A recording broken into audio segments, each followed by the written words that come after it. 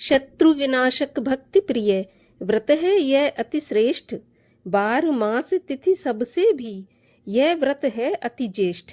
अर्थात शत्रुओं के विनाश के लिए बृहस्पतिवार का त्रयोदशी व्रत अर्थात गुरु प्रदोष व्रत को सबसे बड़ा बताया गया है, सबसे उत्तम बताया गया है। 12 मास तिथि इन सबसे भी बड़ा ये गुरु प्रदोष का व्रत बताया गया है। ओम नमः शिवाय, हर हर महादेव। स्वागत है आपका हमारे चैनल पर। आज के इस वीडियो में आप सुनेंगे गुरु प्रदोष व्रत की कथा। गुरुवार का प्रदोष व्रत शत्रु नाश के लिए किया जाने वाला सबसे उत्तम व्रत है। यदि आपको ऐसा लगता है कि आपके गुप्त या प्रत्यक्ष शत्रु हैं जो आपको नुकसान पहुंचा सकते हैं, तो आपको गुरु प्रदोष का व्रत जरूर करना चाहिए। इससे शत्रु भय समाप्त होता है। तो सभी प्रकार की व्रत कथाएं सुनने के लिए और हमसे जुड़े रहने के लिए आपको केवल हमारे चैनल को सब्सक्राइब करना है, बेल आइकन को प्रेस करना है और आज की कथा अच्छी लगे तो लाइक करना है और शेयर करना है। तो चलिए अब सुनते हैं गुरु प्रदोष व्रत की कथा।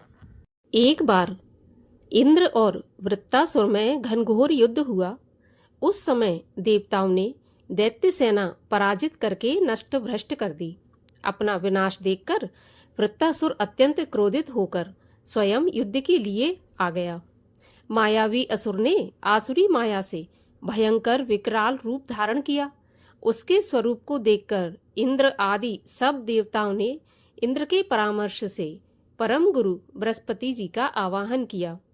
गुरु बृहस्पति जी तत्काल आकर कहने लगे, हे देवेंद्र, अब तुम वृत्तासुर की कथा ध्यान मग्न होकर सुनो।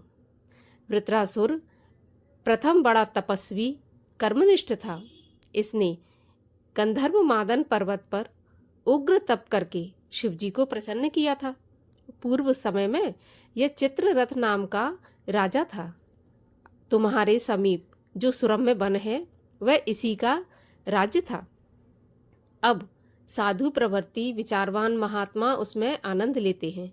भगवान के दर्शन की अनुपम भूमि है।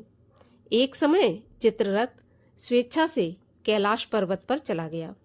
भगवान का स्वरूप और वाम अंग में जगदम्बा विराजमान देखकर चित्ररथ हंसा और हाथ जोड़कर शिव शंकर से बोला, हे प्रभु, हम माया मोहित हो विषयों में फंसे रहने के कारण स्त्रियों के वशीभूत रहते हैं, किंतु देवलोक में ऐसा दृष्टिगोचर नहीं हुआ कि स्त्री आलिंगन सभा में बैठी।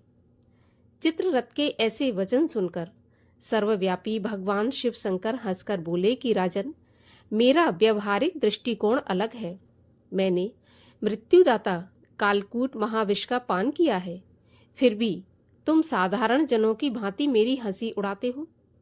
तभी पार्वती क्रोधित होकर चित्ररथ की ओर देखती हुई कहने लगी, अरे दुष्ट, तूने सर्वव्यापी महेश्वर के साथ ही मेरी भी हंसी उड़ाई है। तुझे अपने कर्मों का फल तो भोगना ही पड़ेगा।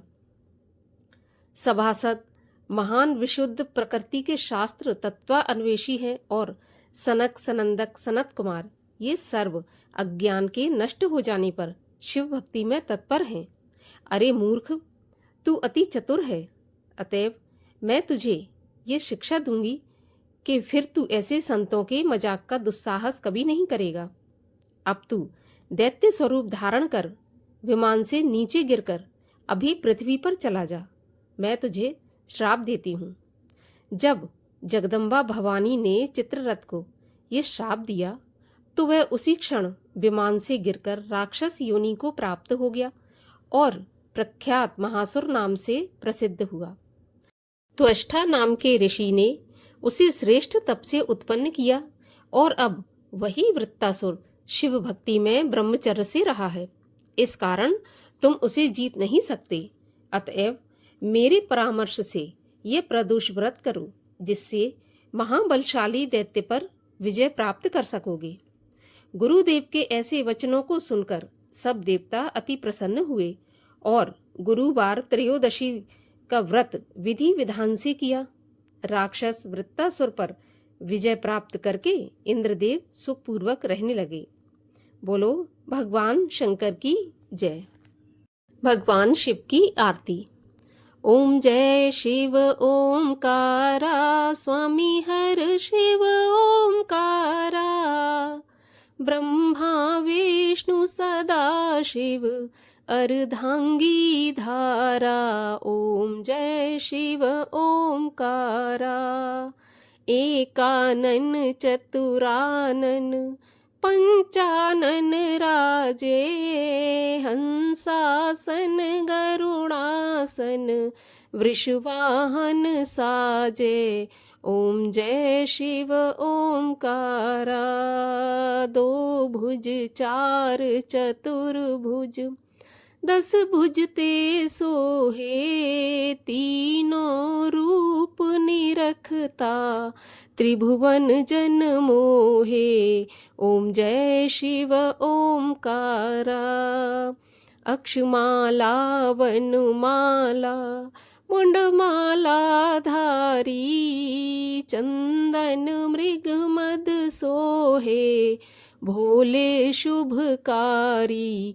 ओम जय शिव ओमकारा, श्वेतांबर पीतांबर बाघांबर अंगे, सनकादिक ब्रह्मादिक भूतादिक संगे। ओम जय शिव ओमकारा, करके मध्य कमंडल चक्र त्रिशूल धरता, जग हरता जग भरता जग पालन करता।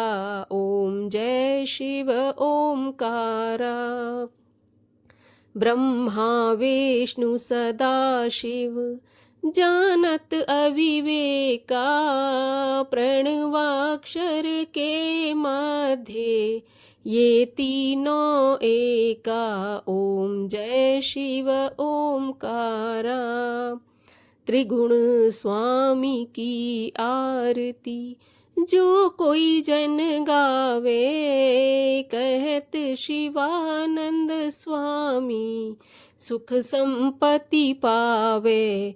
ओम जय शिव ओमकारा।